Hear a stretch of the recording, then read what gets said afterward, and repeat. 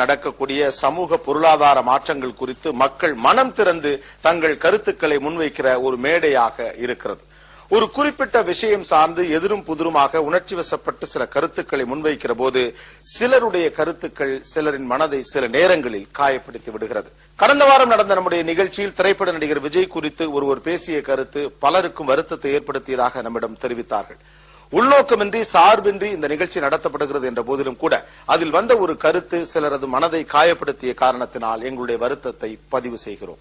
விஜய் டிவியினுடைய எல்லா ஆக்கப்பூர்வமான முயற்சிகளிலும் நடிகர் விஜய் அவர்கள் தொடர்ந்து தனது பங்கை வழங்கி வருகிறார்.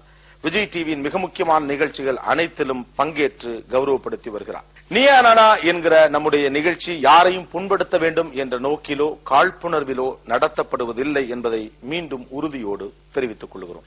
இதேபோல் சில நேரங்களில் ஹலோ, என் பசங்க சின்ன பசங்க தான், ஆனா சீன் பார்ட்டிங்க இல்ல. ஒவ்வொருத்தனும் சிங்க கூட்டிங்க, சிறுத்தை கூட்டிங்க. விட்டான்னு வச்சுக்க, உன்னை வறுத்து எடுத்துட்டு போயிடுவானுங்க.